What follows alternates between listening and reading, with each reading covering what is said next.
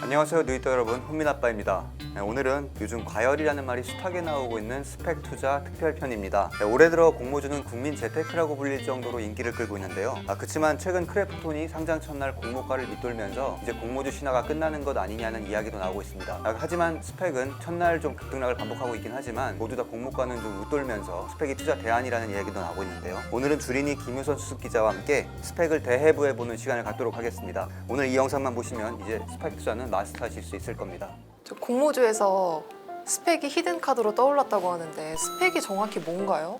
ETF랑은 또 다른 건가요? 오늘 아침에 저 보자마자 스펙을 해야 되냐 ETF를 해야 되냐 이런 질문을 하더라고요. 스펙은 물론 그 ETF와 똑같이 장중에 살 수 있습니다. 하지만 저희가 이제 오늘 추천하는 거는 장중에 사라는 얘기는 아니고요. 공모할 때 처음 이제 상장할 때 그 공모 절차에 투자해서 같이 이제 그 과실을 나누자 이런 이야기인데요. 스펙은 쉽게 말씀드려서 껍데기 회사입니다. 주식시장에 상장하고 상장할 때 똑같이 이제 공모 투자자금은 받거든요. 그러니까 돈은 들어있는 껍데기 회사라고 보시면 되고요. 비상장 회사가 이 페이퍼 컴퍼니 껍데기인 스펙을 합병하면 사실상 우회상장하는 효과가 있습니다. 이 우회상장이 뭐냐면 직상장은 이제 한국거래소에 심사를 받아서 상장하는 게 직상장이고요. 우회상장은 뭐 스펙이나 아니면 또 다른 상장사를 합병해서 사실상 상장한 회사와 똑같은 거를 누리는 게 이제 우회상장인데, 스펙은 재무제표가 아주 깨끗하고 공모 절차를 통해 이제 수십억 원의 현금을 보유하고 있는 우량한 껍데기 회사이기 때문에 이 회사를 통해 상장하려는 회사들이 많이 있는 거죠. 그럼 투자자들은 스펙이 인수합병에 성공해야지만 꼭 투자 수익을 낼 수 있는 건가요? 이게 스펙이 인수합병을 성공하지 못하거나 또 그 기업이 망하면은 어떻게 되는 건가요? 투자자들의 투자 금액은?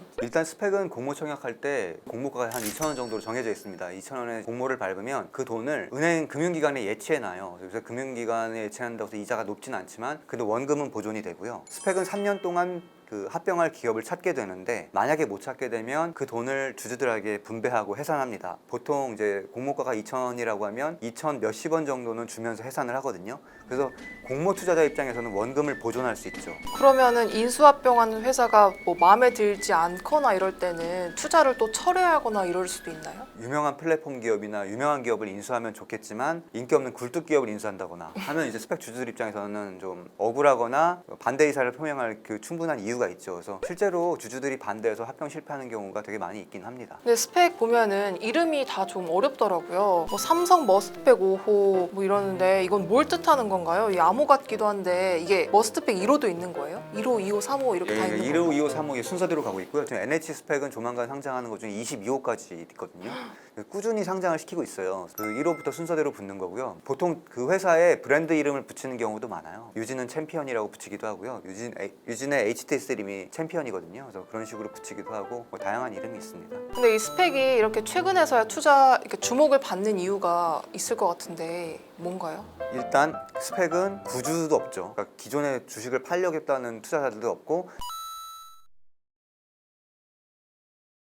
공모가 2,000원으로 상장하기 때문에 상당히 덩치가 작고요. 덩치가 작기 때문에 약간만 수급이 몰려도 주가가 급등해요. 올해 삼성 머스트 5호 스펙 같은 경우에는 따 상상상 정도로 기록했던 걸로 기억하는데, 이게 주가가 잘 오르니까 상대적으로 또 스펙은 경쟁률이 낮아요. 경쟁률이 1대1도 안 되는 경우가 많았어요. 미달하는 경우가 많았는데, 이게 예전에는 뭐 당연히 2,000원으로 투자해서 뭐 2,000 몇십 원, 2,000 몇백 원밖에 안 되기 때문에 그거 먹느니 안 하겠다는 투자자들이 많아서 청약 경쟁률이 낮게 나왔고, 그러다 보니까 삼성 머스트 5호 스펙 같은 경우에는 상당히 비교적 많이 주식을 받았어요. 많이 주식을 받았는데 따상상상을 기록하니까 이익이 많이 남았죠. 그래서 그때 전후로 스펙 투자 열기가 붙었고, 뒤이어 상장한 한화 스펙 2호는 따상에다가 그 다음날 한 20% 30%까지 오르다가 하락하긴 했지만 그때도 많은 차익을 남겼죠. 그러니까 단기간의 수익률로는 나쁘지 않은 거죠. 아 그럼 훈민 아버지도 계속 스펙 하고 계신 건가요? 분위기가 달아오를 때는 하고요. 이게 스펙이 처음 생긴 게 이제 한 10몇 년 됐는데 막 붐이 일다가 또 꺼지기도 하고 다시 또 일어나고 이렇거든요. 그래서 시중에 자금이 많을 땐 스펙도 이제 이상 급등을 많이 합니다. 이론적으로는 급등이 나오는 게 말이 안 되기는 해요. 그렇긴 하지만 그래도 돈이 몰리다 보니까 나타나는 현상이니까 그 과실은 누려야죠. 근데 요즘 스펙이 또 너무 과열되니까 주의하라는 말도 뉴스에서 많이 나오고 있더라고요. 이 스펙 주가가 지나치게 높으면 이 할인율이 높아질 수밖에 없다는데 이게 무슨 말인지 저는 직관적으로 이해가 잘 안 가거든요. 이게 이렇게 생각해 보세요. 장외 기업이 가치가 100억이에요. 스펙도 100억이고, 그럼 합병했을 때 50%의 지분을 가질 수 있잖아요. 하지만 300억이 돼버리면 100억의 가치밖에 없다 치면 25%밖에 못 받잖아요. 3대 1이니까. 자기의 지분 가치가 떨어지다 보니까 그런 과열된 스펙은 싫다고 비상장 기업에서 거절할 가능성이 높다는, 그렇게 이해하시면 됩니다. 오 이제 이해가 좀 된 것 같아요. 그리고 이 얘기도 하나 드리고 싶어요. 그리고 지금은 대형주가 된 셀트리온이 우회 상장한 기업이라는 걸 모르시는 분들이 많을 텐데, 셀트리온은 2008년에 오알캠이라는 회사를 통해서 이제 우회 상장을 했습니다. 당시 셀트리온은 이제 오알캠 지분 20몇 프로 사는데 120억 원을 지불했거든요. 당시 오알캠이 흑자 회사긴 했지만 보유 현금이 15억 원 수준밖에 없었더라고요. 이런 이제 오알캠이라는 회사도 수백억 원을 주고 회사를 샀는데 그 재무제표 깨끗하고 현금이 있는 스펙이 굳이 저평가될 이유는 없다고 생각합니다. 전 그래서 요즘 나오는 스펙이 이상과열됐다 이런 이야기들을 반만 들으라고 좀 조언해드리고 싶어요. 왜냐하면 유동성의 세계에는 여태까지 생각하지 못했던 그런 새로운 길을 밟는 기업들이 많습니다. 스펙도 충분히 공모가보다는 조금 더 고평가받을 여지가 있다고 생각합니다. 이 공모주 대어라고 불리는 종목들 오히려 힘을 못 쓰고 이런 스펙 종목이 더 많이 뛰어오르고 있는데 이 이유는 또 뭐가 있을까요? 일단 유동성이 풍부해졌어요. 요즘 사실은 M&A 업계에 계신 분들 이야기를 들어보면 합병할 기업 찾는 게 그렇게 어렵대요.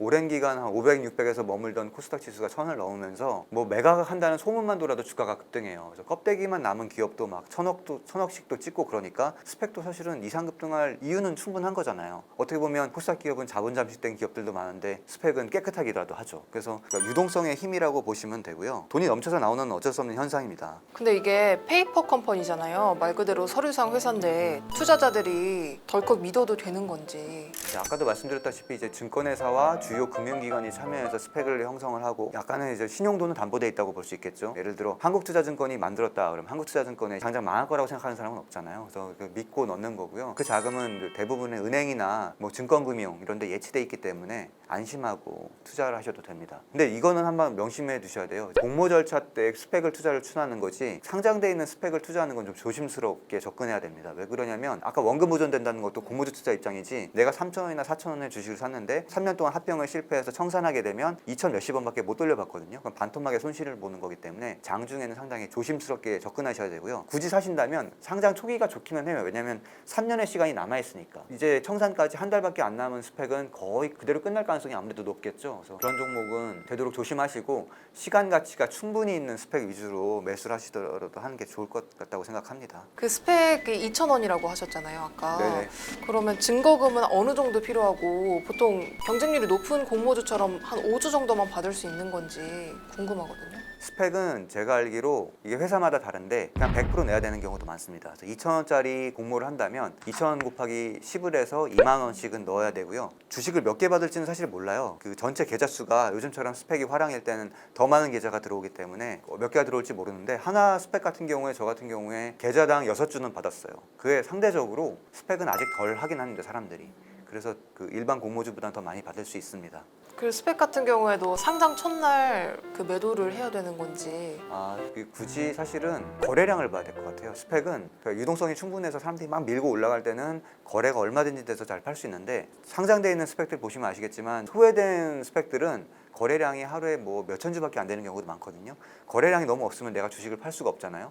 그래서 좀 거래가 좀 활발하게 된다 싶으면 조금 더 보셔도 되는데 이게 좀 거래가 좀 미진하다, 유동성이 좀 꺼진 것 같다 그랬을 때는 바로 파셔야 되고요. 그게 아니라면 또 주가도 봐야 되겠죠. 삼성 머스트 스펙이나 하나 스펙처럼 보통 따상을 기록하면 그만큼 매수 잔량이 많은 거라서 이게 이 힘으로 인해 다음 날도 급등할 때가 많거든요. 그래서 그것까지 한번 보시고요. 그게 아니라면 목표 주가를 염두에 두시고 나는 이제 2,000원에 샀으니까 50%만 먹어도 된다, 한 3,000원 정도에 팔면 된다 했을 때 주가가 뭐 2,700원, 800원 왔다 갔다 한다면 3,000원 정도에 걸어 두시는 것도 괜찮을 것 같고요. 시초가까지는 어차피 공모주 투자지만 그 이후에는 주가의 흐름과 거래량과의 시장 상황을 봐야 되거든요. 열기가 살아있다 싶으면 좀 보시고요. 아니면 적당할 때 파시는 게 좋을 것 같습니다. 아까 스펙 투자에서 주의해야 할 점을 조금 언급해 주시긴 했는데 혹시 한 번 더 정리를 해 주실 수 있을까요? 네, 절대로 장내에서는 스펙 사지 말라고 먼저 말씀드리고 싶고요. 빚내서 청약하지도 마시고요. 또 수익률이 좀 적을 때도 있습니다. 예를 들어 상장했는데 이제 스펙 열기가 꺾였어. 예전에 전례를 보면 2,050원 정도의 시초가가 형성이 되거든요. 그래서 한 50원 정도 남는 건데 한두 번 이렇게 된다 하면 한동안 쉬세요. 그렇게 되면 이제 좀 유동성이 꺼졌다는 얘기니까 또 뭐 최근 이제 미국 FRB에서 뭐 테이퍼링도 언급했고 조금씩 이제 수도꼭지는 잠가가고 있는 그 국면이기 때문에 사실 스펙도 앞으로도 해도 된다고 생각은 합니다. 하지만 머스트 스펙처럼 뭐 5배가 오르고 이런 일은 이제 없지 않을까 그렇게 생각하고 있습니다.